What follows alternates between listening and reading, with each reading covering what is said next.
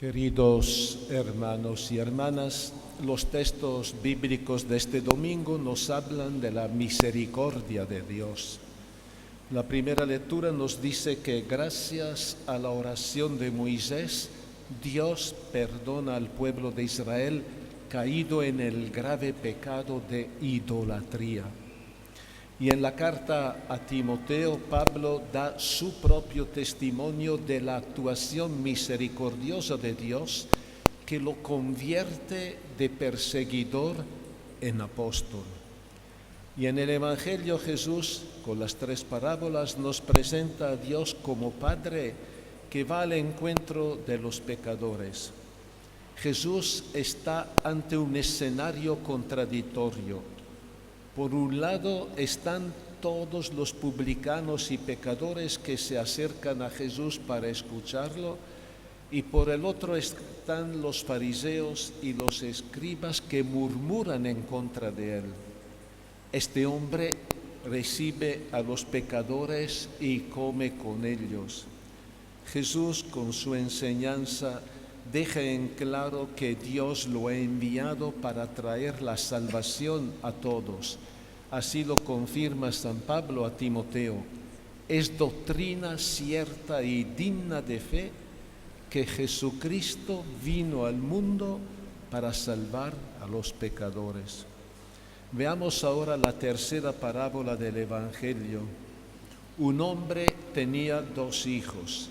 El menor de ellos dijo a su padre: dame la parte de herencia que me corresponde. Y el padre les repartió los bienes.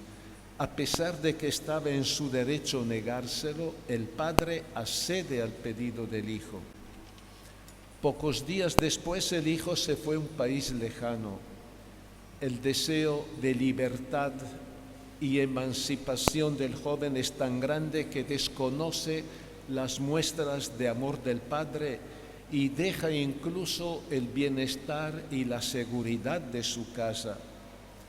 Esto es lo que nos pasa cuando pecamos. Confundimos la libertad con nuestro capricho, pensando que hacer la voluntad de Dios limita nuestra libertad, y así dejamos la casa del Padre buscando otros amores y viviendo a nuestro gusto y antojo. Lejos del Padre, el joven despilfarra pronto toda la plata en comilonas y juergas, quedándose solo y sin nada. Por su mala suerte, en ese país sobreviene una carestía y él comienza a padecer hambre. Pero nadie le ayuda ni le da trabajo. Por fin un hombre lo manda a cuidar cerdos. Sin embargo, para saciar el hambre tiene que disputarse con ellos las bellotas.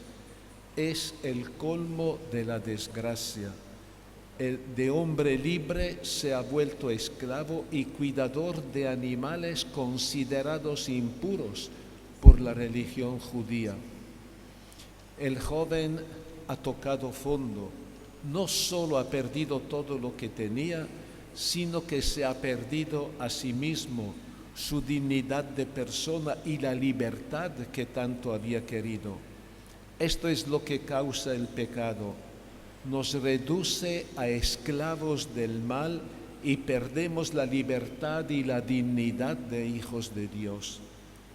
Cuando pareciera que todo está perdido, el joven reacciona, entra en sí mismo, piensa: ¿cuántos jornaleros de mi padre tienen pan en abundancia y aquí estoy yo muriéndome de hambre?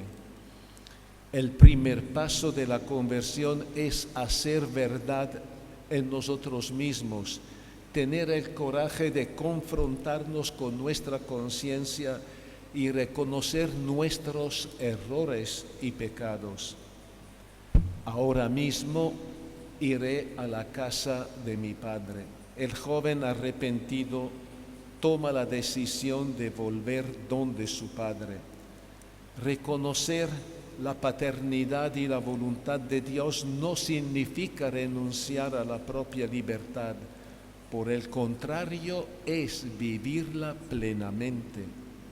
Luego el joven prepara su confesión. Padre, pequé contra el cielo y contra ti. Ya no merezco ser llamado hijo tuyo. Trátame como a uno de tus jornaleros. No basta reconocer en nuestro interior que hemos pecado, hay que expresarlo. Esto nos pide el Señor, acudir al sacramento de la penitencia y confesar nuestros pecados ante el sacerdote ministro del perdón. Entonces partió y volvió a la casa del Padre, y cuando todavía estaba lejos, su padre lo vio.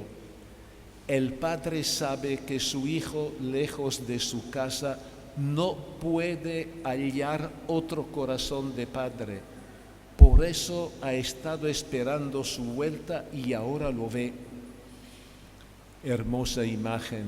Dios es el Padre que espera que nosotros pecadores volvamos a su casa y nuestra casa.